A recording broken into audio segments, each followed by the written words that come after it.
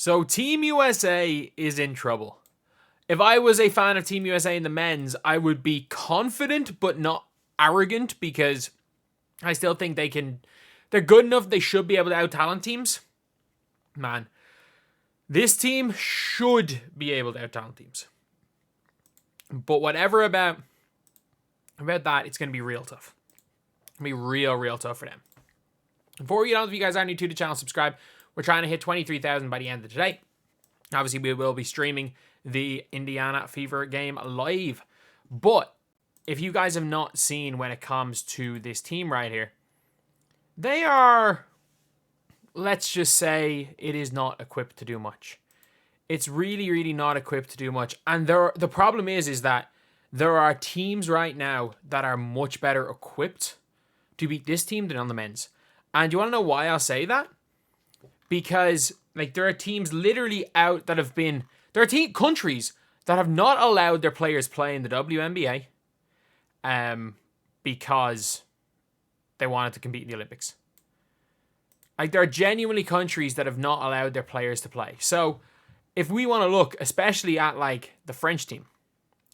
So the Australia team, most of their players are playing in the WNBA.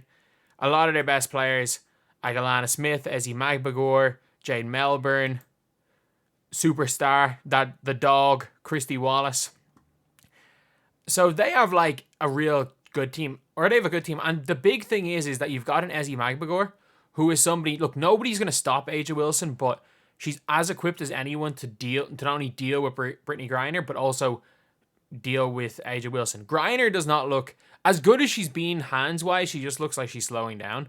And it looks like teams that can get her into a pick and roll are going to struggle. Chelsea Gray looks terrible. And then again, you're going to have to pray the players are going to fill in the role. Kelsey Plum, I get it, she has a couple of good games. But when Kelsey Plum is off, she struggles to hit the rim. When she's not playing well, she genuinely is a detriment to your team. And you might be saying, oh, well, plus, minus, she was plus. No, she was garbage. And then you've got Belgium. So Belgium obviously are a really good team. They have got probably who I would say is maybe a top 20 player in the world. Is it crazy to say that Emma Messam is a top 20 player in the world? 6'4" wing, an all-star wing 4 hybrid. For Fenerbahce, she's been one of their best players for a long time. And look, Fenerbahce, it's not not a long time, the last couple of years. It's not like they didn't have Breanna Stewart. It's not like they didn't have Fee Collier. And she's been as good. She's been as good at times as any of them. Again, 6-time EuroLeague champion, 4-time Europe Super Cup winner, 2 times EuroLeague MVP. She was EuroLeague MVP twice. Emma Messiman is going to be, as far as star power goes, outside of A'ja Wilson, at the international level, even including A'ja Wilson, she might come out as the best player in this tournament. You've also got Julie Van Loo's playing for them. They have Julie Alamond. So they've got players. And again, this is the best team in Europe for years. Genuinely. And again, 2019 WNBA Finals MVP right here. So they're going to be a real threat to this team. And the big thing is they've played with each other. And that's where the whole thing is. You might be saying, oh, but this Team USA's been together for so many years, yada, yada, yada. But it's not together. A'ja Wilson didn't play in the World Cup qualifiers. Chelsea Gray's just gone back in. I know she was there for the Olympics. So there's not as much continuity as you think. And you've also got Kelsey Plum, who's been out of form this season. And Jewel Lloyd, who has been one of the most embarrassingly bad shooters I have ever seen in basketball. A lot of people have only watched Jewel Lloyd in their games against the Fever and are like, oh my God, Jewel Lloyd's unbelievable. Her effective field goal percentage is 39. She has a 39% effective field goal percentage. That is not field goal percentage. That is effective field goal percentage. How do you have a 39% effective field goal percentage and still chuck? I don't think Canada are going to be much of a test. Because they have Kia Nurse, Alia Edwards, Bridget Carlton. So player for player, they might be the next best team. But they suffer from the same problem as America. That they're not really super used to playing with each other. And also, I don't think Germany have much of a chance because, look, they're a team that their best players are currently playing in the WNBA right now. and then it's a complete wild card whether or not Satu's back. Like if Satu's back healthy with the two Sabally sisters and Fibic and some other players, they're not going to beat America, but they might not be terrible.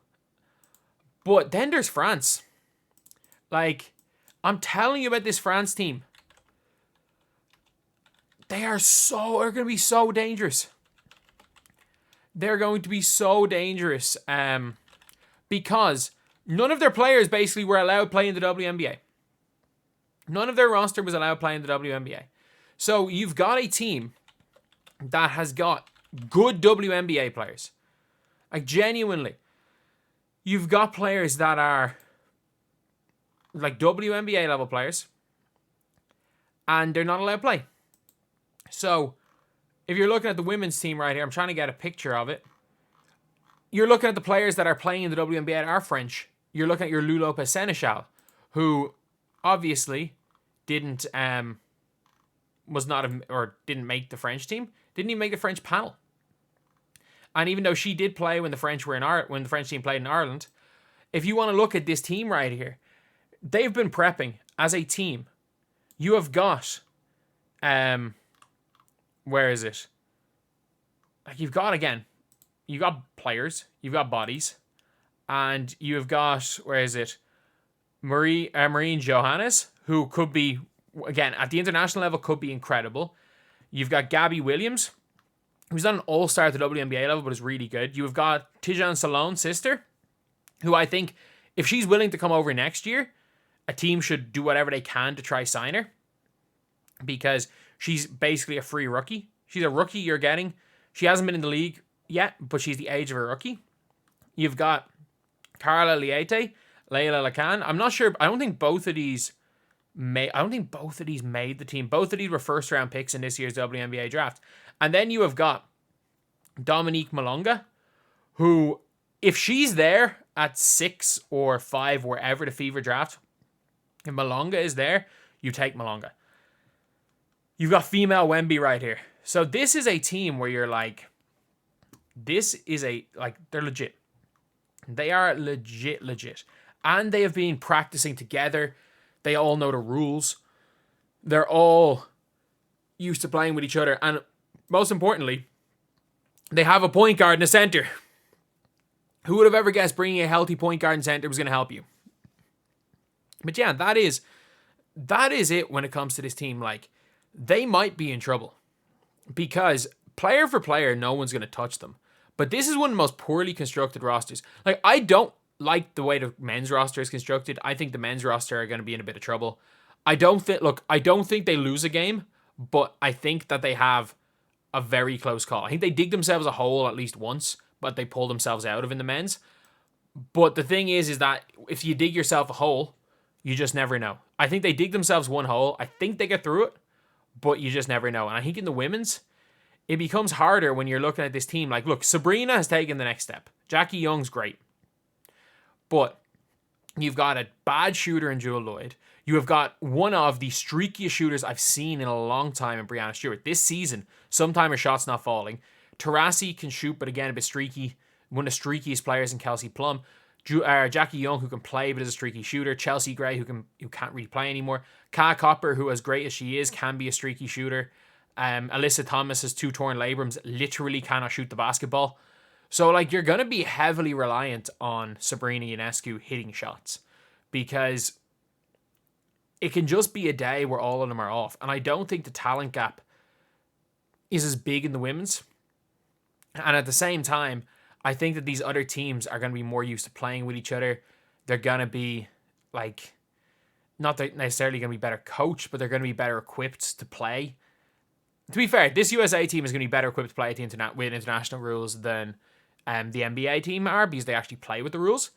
But at the same time, it's just horribly constructed, the roster. And to say they're not in trouble is like they're in trouble is an understatement. Because again, Taurasi's just coming back from injury. Griner's just coming back from injury. Collier's injured. Jewel Lloyd right now is almost shooting her team out of games this year. Again, Sabrina's unbelievable. Breanna Stewart's going through, as great as she's been, has been very hit or miss. A lot of games I watch her play, she looks like she's in a shooting slump. Aja Wilson, again, all world. best player in the world. Kelsey Plum is going through a slump at the minute. Not even going through a slump at the minute. She's just been terrible at times this season. Kat Copper's been brilliant. So like you're looking at the starting lineup probably of, you might have to start Chelsea Gray, but you just can't. You got to start Sabrina Ionescu. So you got to start Sabrina, you got to start Breanna Stewart, and you got to start Aja Wilson. And you're probably going to start Brittany Griner because she's your only centre. So for me, then your shooting guard, you probably have to start Jackie Young. Even though Kat Copper's been, you probably have to start Jackie Young. But yeah, that would be it. It is a team, especially again in a one loss in your out setting. This is not going to be the Team USA to win every game by 30 points. It's really not. I think, again, if Chelsea Gray was healthy, if Brittany Griner, you could guarantee she'd be healthy for the whole thing. If they didn't bring 6 of the same players and actually constructed their roster, yeah, every team by 20, 30. But I think Belgium are not going to be an easy team to beat. Like, they literally needed a tip-in on the buzzer to beat Belgium last year. And they were down the whole game, so they're not going to be easy. And you better believe this French team, even though they don't have the talent, are like, in even a couple of years, considering the fact they're going to have, 3 first-round picks in 2 years, they're going to be seriously tough to beat. Whatever about this year, Jesus, 5 years down the line, or 4 years down the line, the next Olympics, this French team could be tough. And as well, you cannot take in, like, you have to take into account that it's in France as well. So if you do draw France, you're playing against a home crowd. And if you brought Caitlin Clark, your home crowd might be cheering for Caitlin Clark as much as anything. There might be fans for that. But without Caitlin Clark, you're going to be cheering. You're going to have fans cheering against you most games because you are the USA.